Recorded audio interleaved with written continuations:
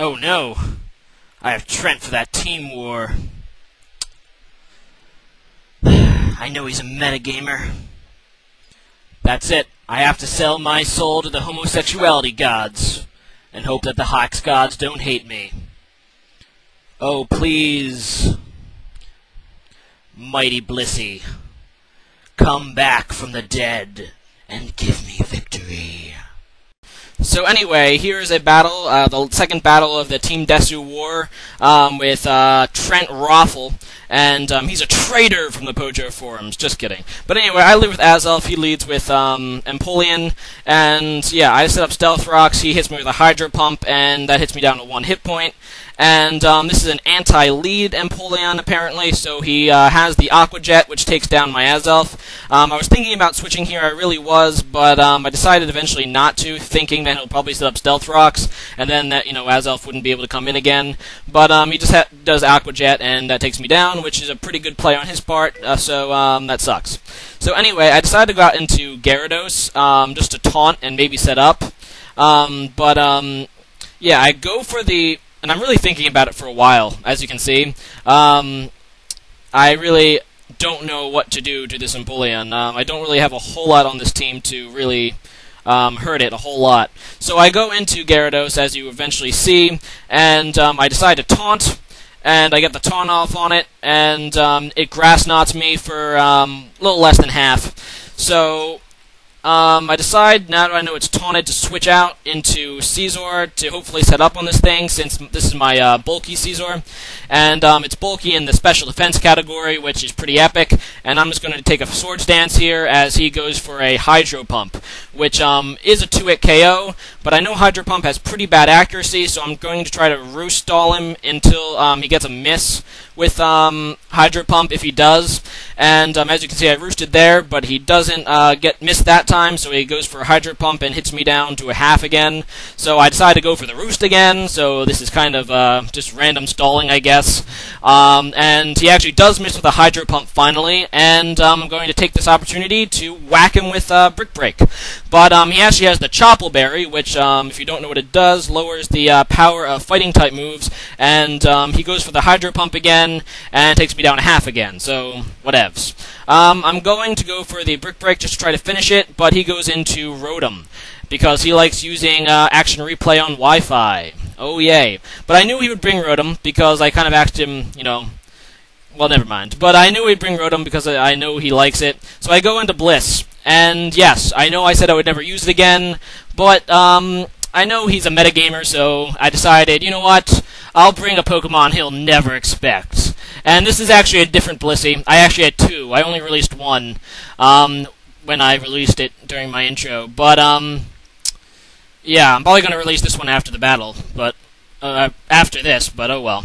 Anyway, I decided to go for the Toxic. I guess he predicted it quite nicely and go back into Empoleon. I decided to go out into Scizor as he sets up his Stealth Rocks. So now he does get Stealth Rocks set up, and I'm back into Scizor. So I'm just going to go for the Roost, and yeah, he decides to go for the Hydro Pump again, and I was kind of hoping he'd switch. That's the reason I roosted, but he decides not to switch. I just go for the Brick Break now to finish off the Empoleon, and now it's dead, so I don't have to worry about that thing anymore. So anyway, he's thinking. He goes into his Gyarados, which is always a pretty epic Scizor counter, and yeah, obviously I'm not going to stay in with Scizor, so I'm going to switch into Flygon. And, yeah, he goes for a sub, so this is one of those sub-Gyarados things. And I decided to go for the Stone Edge, it's super effective, why not? And he just hits me with a Waterfall, which does about half to Flygon, I think. A little over half. So I'm just going to go for the Stone Edge again. And he's actually going to switch into Jirachi.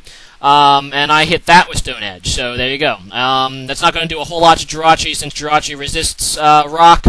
But now that forces me to switch. So I decide to actually switch into Blissey, predicting a special type move. And he goes for a Psychic, so it's not too bad for Blissey, obviously, and that's that. So anyway, I decided to go for the Flamethrower, considering it's, you know, super effective on Jirachi. And guess I was looking away during this part of the battle because I definitely missed that Lychee Berry, which kind of blows because I would have really liked to see it.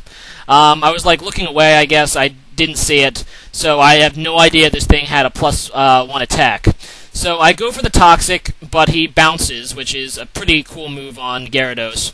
So I decided to go out into Tyranitar because the Gyarados is at low health anyway, and I know Tyranitar resists bounce. So I go into Tyranitar, that sets up the Sandstorm, and bounce actually misses, so he doesn't get that chance at a Paralyze. But unfortunately for me, like I said, I didn't know about the Lychee Berry, so he goes for the Waterfall and takes down Tyranitar, which is bad, obviously, because I lose Tyranitar. But that's that. I should have been paying more attention.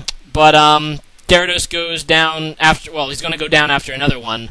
I go into my own Gyarados just to set up a Dragon Dance, and he's going to try to finish me off with Waterfall. But actually, my Gyarados does survive, barely, and I get a Dragon Dance set up, which is okay, I suppose. So his Gyarados goes down now, so now he lost one of his main counters to my Scizor. And what I'm really trying to do at this point is try to get rid of Scizor's counters, so I can hopefully sweep with my bulky Scizor. Because I know Rotom's really weak at this point, and I shouldn't have much of a problem with anything else after a Swords Dance or two.